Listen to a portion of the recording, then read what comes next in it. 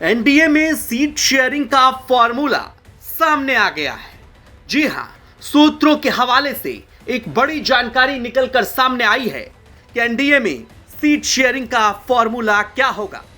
आपको बता दें कि इस साल बिहार विधानसभा के चुनाव हैं और 243 सीटों वाली बिहार विधानसभा चुनाव में यह फॉर्मूला सामने आया है कि एनडीए में आखिर सीट शेयरिंग होगी कैसे।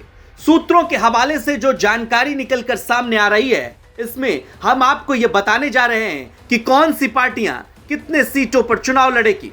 लेकिन इसमें एक बड़ी जानकारी यह है कि जनता दल यूनाइटेड बीजेपी से ज्यादा सीटों पर चुनाव लड़ सकती है।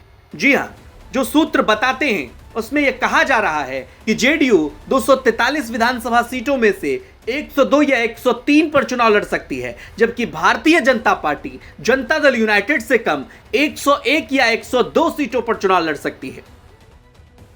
अब सवाल है कि यह होगा कैसे।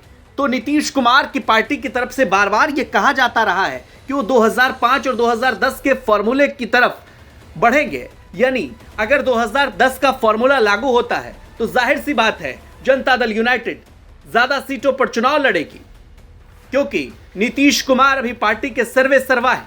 और अगर यह बात सही है तो जनता दल यूनाइटेड 102 से 103 सीटों पर चुनाव लड़ सकती है।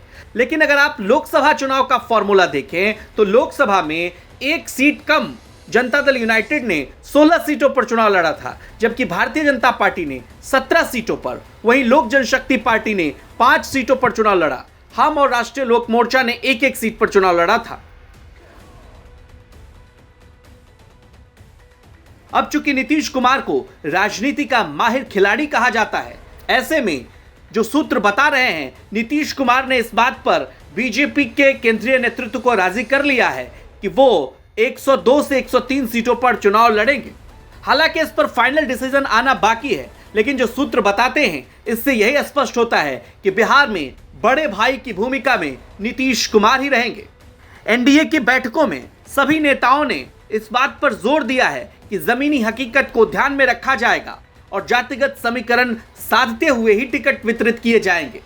ऐसे में नीतीश कुमार की पार्टी यहां ज्यादा सीटों पर चुनाव लड़ती दिख सकती है। अब सवाल यह है कि लोकसभा चुनाव में जिस तरह से चिराग पासवान की पार्टी, उपेंद्र कुशवाहा की पार्टी और जीतन राम मांझी की पार्टी ने चुनाव लड़ा, ऐसे फॉर्मूले पर अगर बिहार विधानसभा में चुनाव होते हैं तो क्या होगा। ऐसे में कहा यह जा रहा है कि 40 सीटों में ही लोक जनशक्ति पार्टी, उपेंद्र कुशवाहा की पार्टी और जीतन राम मांझी की पार्टी को सीटें देनी पड़ेगी।